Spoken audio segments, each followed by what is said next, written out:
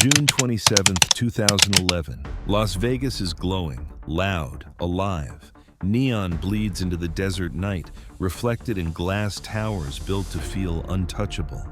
Music hums through marble halls where time seems suspended, where clocks are decorative and windows are optional. Somewhere above the casino floor, far from the crowds and the noise, a bag packed with cartel cash slips into a private suite. No cameras linger. No one asks where it came from. No forms are filled out. No names are written down. The elevators know where to go. The doors open to rooms designed for people who never wait, never queue, never explain. For the casino, this moment doesn't register as a problem. It doesn't even register as unusual. This is how money disappears, not in the shadows, but under chandeliers. It doesn't arrive like a crime scene. There are no sirens, no urgency, no sense of danger. It arrives like a guest, quiet, expected, already absorbed into the rhythm of the building. Staff move with practiced neutrality. Nothing about the transaction feels dramatic. This is business as usual, refined and frictionless, wrapped in luxury that smooths over questions before they ever take shape. By the late 2000s, China had locked its financial doors. $50,000 per person per year. That was the legal limit to move money out of the country, regardless of status or influence. It didn't matter if you were a factory worker sending savings abroad or a billionaire trying to diversify assets. The number was fixed. For ordinary citizens, it barely registered. For China's elite, it felt like pressure building behind glass. They wanted U.S. property, foreign accounts, insurance policies beyond the reach of Beijing, assets that existed outside domestic control, a second life parked offshore just in case the first one ever became inconvenient. But every official channel ended the same way, with a hard stop, a rejected application, a silent ceiling that could not be crossed. The rules were clear, and they were enforced selectively but consistently enough to matter. So unofficial ones flourished. Quiet brokers offered a deal that never touched a bank. Deposit yuan at home, receive dollars abroad, no paperwork, no declarations, no trail that could be reconstructed later. The exchange wasn't written down anywhere that mattered. It lived in memory, in reputation, in networks built slowly and carefully over years. These weren't street criminals. They were facilitators, intermediaries, people who understood how to move value without moving money. Demand didn't just grow, it accelerated. And the system scaled with it, silently, efficiently. At the same time, another problem was piling up in the United States.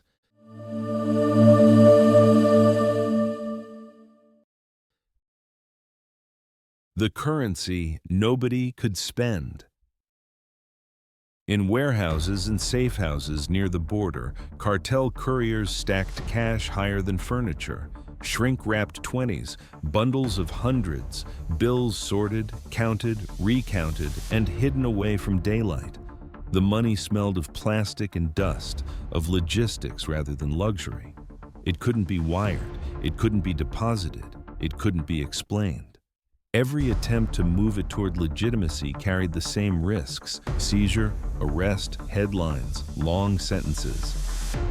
The cash was powerful, but it was also toxic. It bought silence and loyalty on the street, but it couldn't buy legitimacy. For most people, it was a dead end. For underground bankers, it was raw material. They connected the two sides with precision. Cartel dollars in the United States were matched with wealthy Chinese clients desperate for foreign currency. A courier handed over cash in America. A broker logged the amount in a private ledger that existed only in his head or on a phone that would never be recovered. Back in China, a partner credited the same value in yuan to the client's account, often within hours. No wires crossed borders, no banks were involved. No transaction appeared in any system designed to be audited, just balance, maintained across continents. For the cartels, the risk shifted off the street. The money was no longer their problem. For the brokers, the exchange itself was only half the job. The dollars were now invisible, but invisibility wasn't enough. They still needed a story. Now the dollars needed a makeover.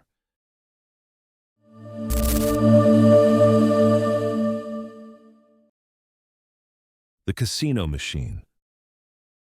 Las Vegas wasn't just entertainment, it was infrastructure.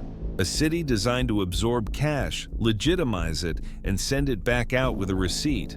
Inside Wynn's private salons, money never touched the public floor. It arrived through service corridors and hotel rooms, through quiet handoffs that never passed a cashier window. Everything about the process was designed to feel normal, controlled, professional. Cash was exchanged directly for chips, often in amounts chosen carefully to stay just below thresholds that triggered immediate scrutiny.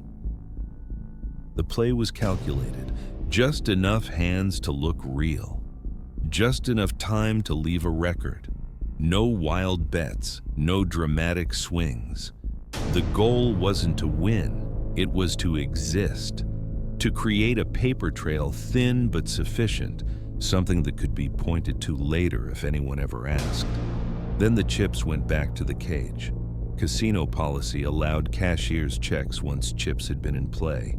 Within hours, dirty money transformed into a clean, casino-issued instrument. No longer suspicious bundles, now winnings, backed by one of the Strip's most respected names. For brokers, this was the exit ramp, money reborn, mobile, detached from its origin, ready to move again. Inside compliance offices, the signs were unmistakable. VIPs with vague occupations moving millions. Short gambling sessions followed by rapid cash-outs. Repeated activity routed through the same intermediaries. Suspicious activity reports were filed as early as 2011. Quiet warnings sent upward, logged, archived, and filed away. And then ignored, not because they were unclear, but because they were inconvenient.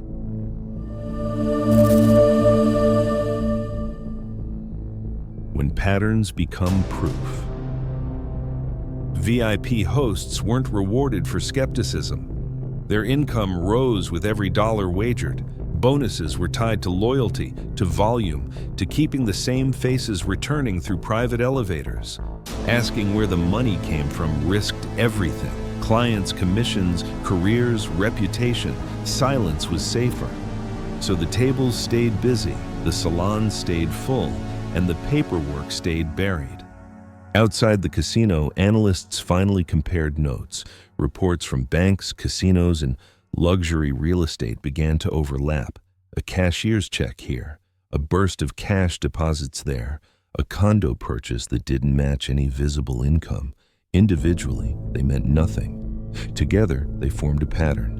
The same names, the same phones, the same travel routes leading back to Las Vegas. What looked random slowly revealed itself as a system. Journalists exposed it. Subpoenas followed. Email logs showed coordination. Cash deliveries late at night. Chip purchases minutes later. Checks issued before sunrise. Internal memos flagged the same players again and again, while access continued uninterrupted. The story wasn't about a mistake. It was about repetition. Wynn ultimately forfeited over $130 million, admitting it enabled unlicensed money transmitters for profit. No criminal conviction, no dramatic courtroom finale, just a number attached to years of quiet cooperation. Today, casinos still move billions in foreign cash. The lights are still bright. The floors are still spotless. The machinery still hums. Because the real laundering doesn't just clean money, it erodes trust, one quiet transaction at a time.